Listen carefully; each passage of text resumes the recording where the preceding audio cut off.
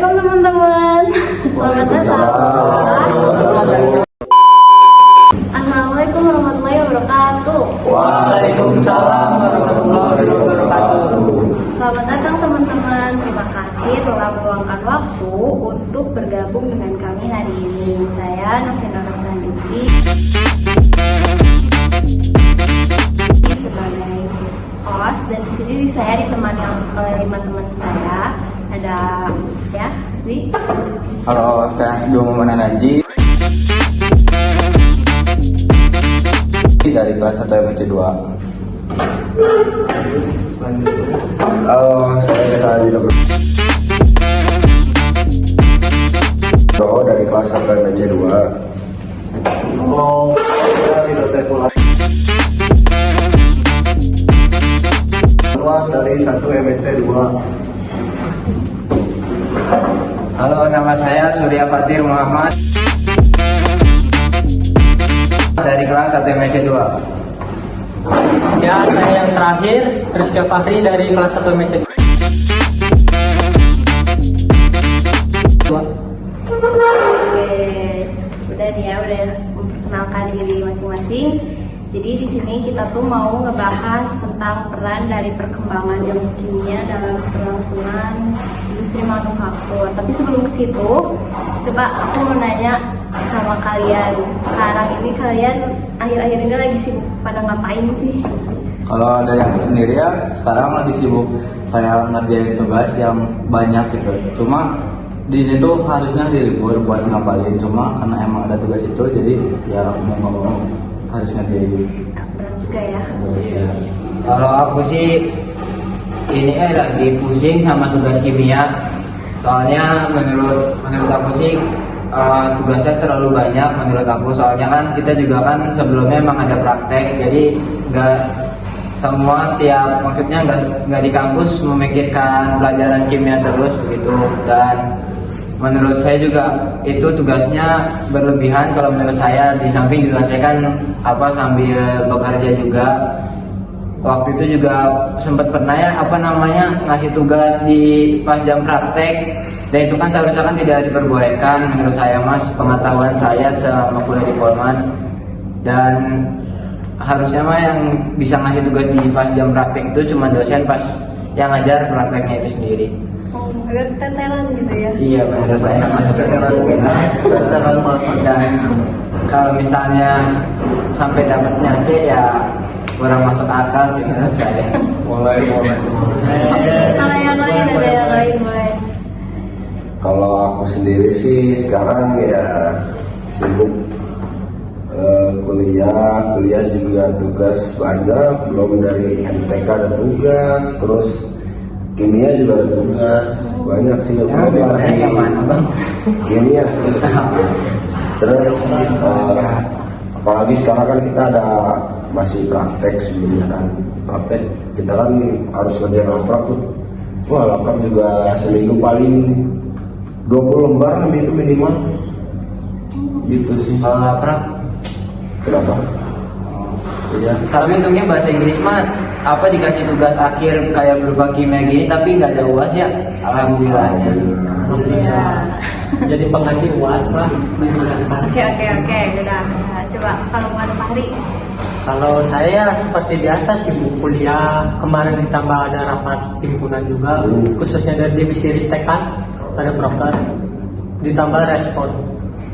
Gitu aja sih. Kalau Ido. Ya mau ngikutin teman-teman aja lah. Sama aja. Oke. Udah ya, kita cukupin ya segitu ya.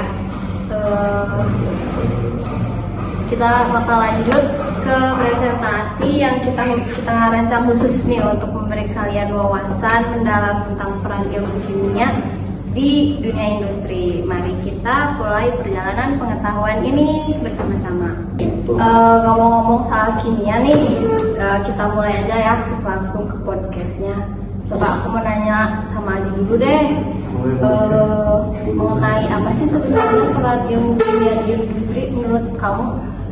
Kalau menurut aku ilmu kimia itu punya peran yang penting gitu, yang besar di industri manufaktur. kayak gitu. Bisa tolong jelasin nggak detailnya gitu Ji? Boleh. Pertama-tama, ilmu kimia berperan dalam pengembangan bahan baku. Kimiawan menciptakan dan menyempurnakan bahan-bahan dengan sifat khusus seperti kekuatan tinggi, kemudian tahan panas, serta tahan korosi. Misalnya ada polimer, kemudian ada komposit yang digunakan dalam otomotif dan pesawat terbang. Oh jadi itu ya yang buat material mobil sama pesawat jadi makin canggih. Betul sekali, Pi. Selain itu, kimia juga membantu merancang proses produksi yang lebih efisien dan ramah lingkungan. Contohnya, penggunaan katalis, mempercepat reaksi kimia tanpa menghasilkan banyak limbah, serta proses yang mengkonsumsi energi. Menarik. Tapi kalau menurut kamu nih Bi, gimana sih sama kualitas produknya? Apa kimia juga berperan di sana? Tentu saja, Pi. Contohnya, cabang kimia analitik digunakan untuk memastikan kualitas bahan baku dan produk akhir. Ini melibatkan pengujian dan pemantauan selama proses produksi untuk memastikan produk sesuai spesifikasi dan standar keamanan tersebut. Jadi kimia itu ngebantu kita memastiin produk yang kita pakai itu aman sama berkualitas tinggi ya. Betul banget, Pi. Selain itu, ilmu kimia juga meningkatkan kinerja. Misalnya, formulasi cat yang lebih tahan lama, bahan bakar yang lebih efisien, dan pelumas yang lebih efektif. Jadi gitu, Pi. Wow, banyak banget ya ternyata perannya. Kalau menurut Ido, gimana sama dampak ke lingkungannya gitu? Nah, peran kimia di sini sangat penting. Kimia hijau berfokus pada pengembangan proses dan produk yang mengurangi atau menghilangkan penggunaan dan pembuangan bahan berbahaya. Ini membantu mengurangi dampak lingkungan dari kegiatan manufaktur. Oh jadi yang ngebantu itu kimia hijau ya. Industri bisa lebih ramah lingkungan itu karena kimia hijau. Ya, betul Pi. Dan jangan lupa, kimia juga vital di industri farmasi dan bioteknologi. Misalnya dalam pengembangan obat-obatan baru, sintesis bahan aktif, dan produksi protein terapeutik. Wah, jadi kimia juga membantu kita buat dalam kesehatan kita gitu ya. Iya, dan terakhir ada rekayasa material.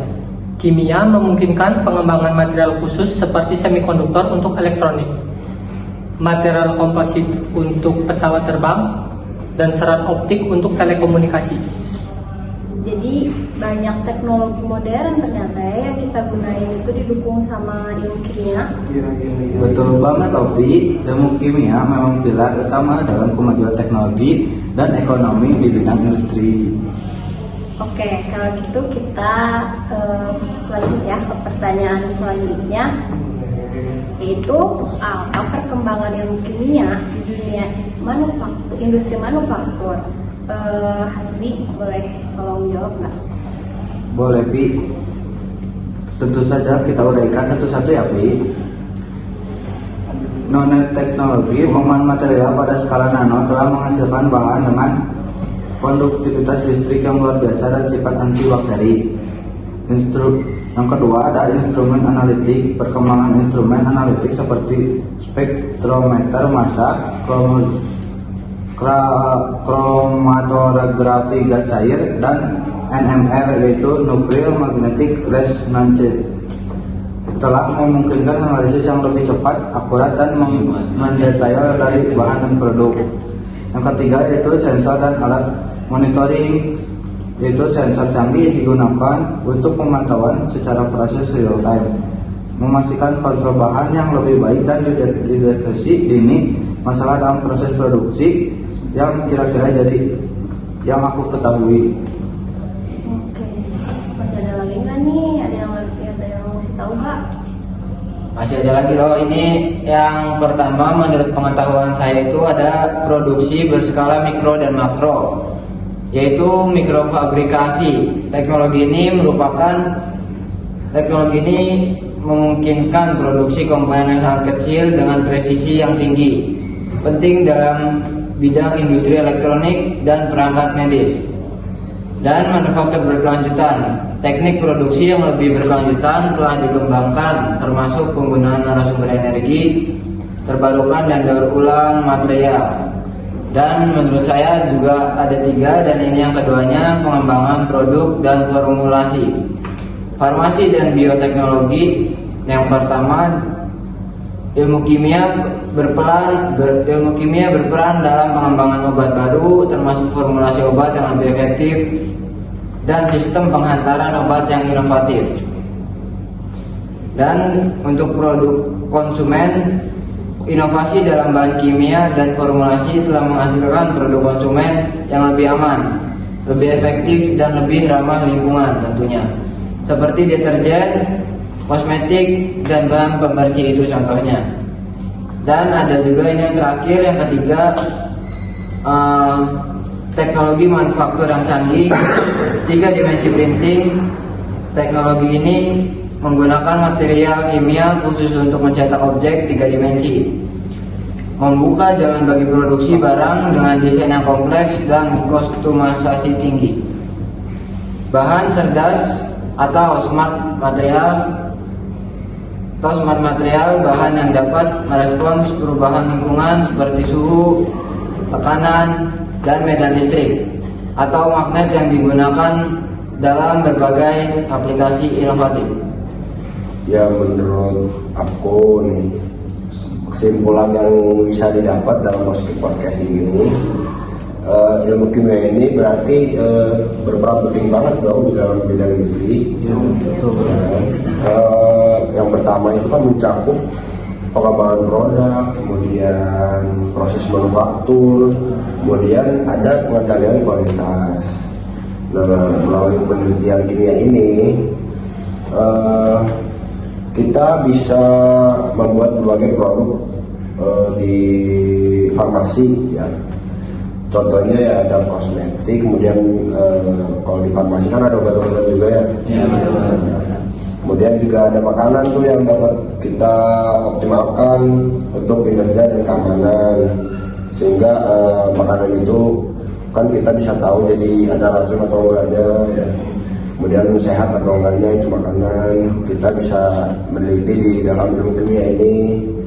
Kemudian kimia itu juga kan membantu kita, apalagi kita sebagai mekanik, kita membantu merancang proses manufaktur. Kalau nggak ada kimia ini kita nggak akan bisa menjalankan proses manufaktur. Contohnya seperti bahan ya. Ya, contohnya seperti bahan kan juga di dalamnya ada mengandung kimia lah yang efisien dan hemat, dan juga kita bisa mengetahui bahan itu terbuat dari apa, kemudian biayanya berapa, kita juga bisa membuat gitu loh dari ilmu kimia ini.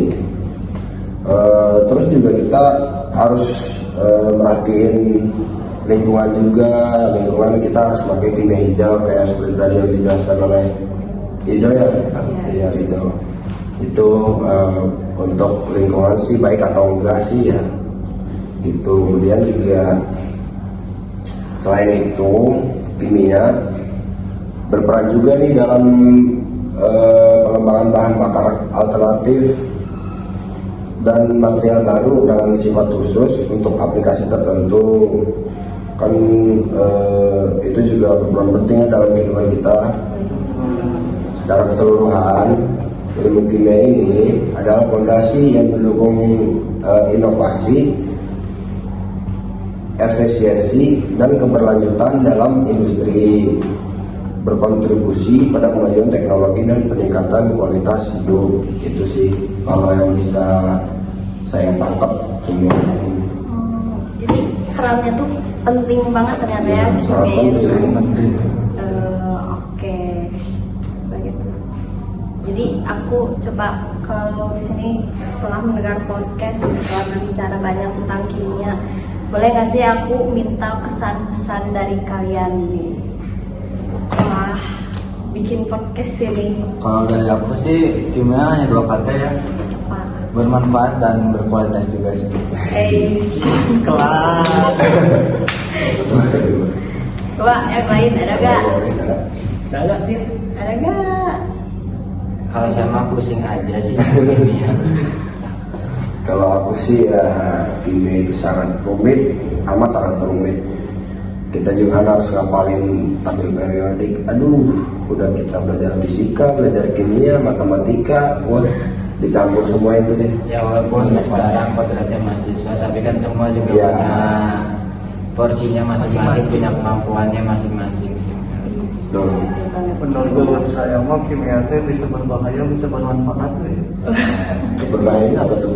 Buat tugas. Oh, banyak tugas. Banyak tugas, Kurang istirahat tuh. Pertama kan tadi bisa bikin kosmetik. Buat mempercantik diri dan memperbaiki diri. Kirain bahan kimia tuh ini kayak gitu. Yang ininya yang ternyata banyak tugas. Berbahayanya sih ya kita Tugas, tugas, tugas. Hanya berupa tugas ya guys ya. Ya, coba. Kalau dari saya sih kimia sekarang terlalu banyak teori ya. Padahal harusnya kita sekelas mahasiswa tuh ada prakteknya gitu secara Nah, iya. jadi nggak bosan, kitanya juga seneng gitu. Terlalu banyak tugas teori, kita cuma capek nulis, aplikasinya kurang. Dari saya sih gitu aja. Saya pesan yang sangat keren. Rekan-rekannya. kalau dari Lucky sendiri gimana? Aduh, Iya. dari aku sendiri sih ya udah gitu aja. Soalnya Iya, itu udah saja ya. pusing banget ya. Udah pusing banget juga, udah sore dan harusnya ini bisa dipakai untuk mencari uang. Ya Wah. udah sebelum makin panas kita akhiri podcast di sini, oke? Terima kasih semuanya. Assalamualaikum warahmatullahi wabarakatuh. Waalaikumsalam warahmatullahi wabarakatuh. Ampura Pak.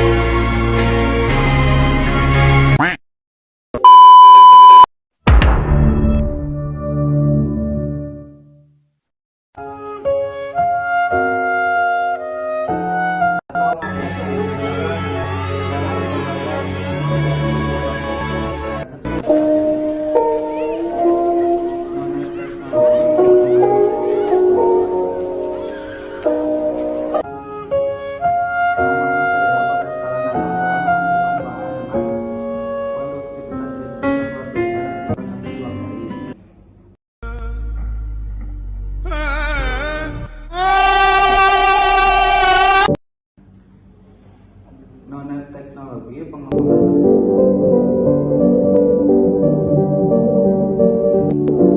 material pada skala nano telah menghasilkan bahan dengan konduktivitas listrik yang luar biasa dan sifat antibakteri. Yang kedua ada instrumen analitik. Perkembangan instrumen analitik seperti spektrometer massa,